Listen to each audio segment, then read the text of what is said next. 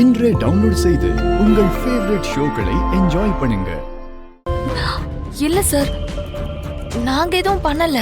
அம்மா, அந்த lady police ரொம்ப பயங்கரமான ஆளு. கொஞ்சம் கூட இறக்கமே பார்க்க மாட்டாங்க. டார்ச்சர் பேர் வழி. ஒருத்தர் மேல சந்தேகம் வந்துச்சுன்னா அவங்க உண்மையை சொல்ற வரைக்கும் விடவே மாட்டாங்க. அதுவும் இல்லாம உங்க வீட்ல இருந்து வந்தவங்க அவங்கள ரொம்ப டென்ஷன் ஆக்கி விட்டாங்க. ரொம்ப கஷ்டமா.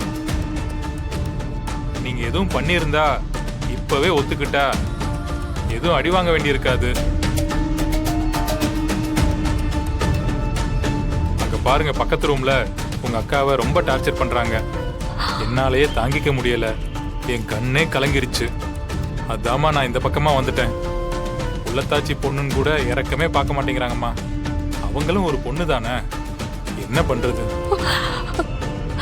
அக்காவை டார்ச்சர் பண்றாங்களா? ஆமாம்மா, அதனாலதான். சார், இந்த மைண்ட் கேம் விளையாடுற வேலையெல்லாம் எங்க கிட்ட வேண்டாம். வேற எங்கேயாவது வச்சுக்கோங்க. நீங்க எத்தனை தடவை கேட்டாலும் எங்களுக்கு தெரியாது. விஜயோட சாவுக்கும் எங்களுக்கும் எந்த ஒரு சம்மந்தமும் கிடையாது சார்.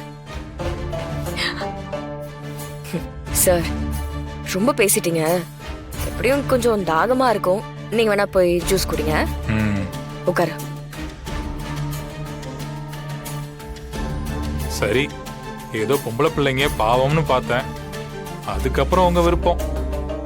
அவங்க சந்தேகப்பட்டா உங்ககிட்ட உண்மையை வர வைக்கிறதுக்கு எந்த எக்ஸ்ட்ரீமுக்கும் போவாங்க.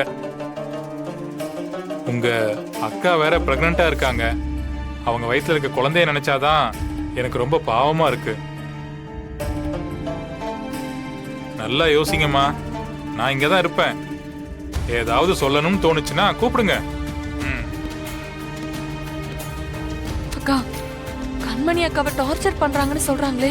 ஆமாங்கா அக்கா, என்னக்கா பண்றது? திருந்தோ அமைதியா இரு. நம்ம என்ன பண்றோங்கிறத எல்லாரும் பார்த்துட்டே இருப்பாங்க. கொஞ்சம் அமைதியா அக்கா. அக்கா,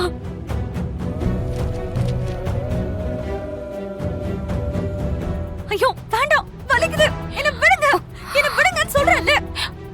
வலிக்குது, ஐயோ விடுங்க. வேண்டாம் அக்கா, கண்மணி அக்காவை டார்ச்சர் பண்றாங்க அக்கா.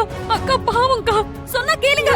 வேண்டாம், விடுங்க. வலிக்குது, வலிக்குது, வேண்டாம். எனக்கு ரொம்ப பயமா இருக்குக்கா.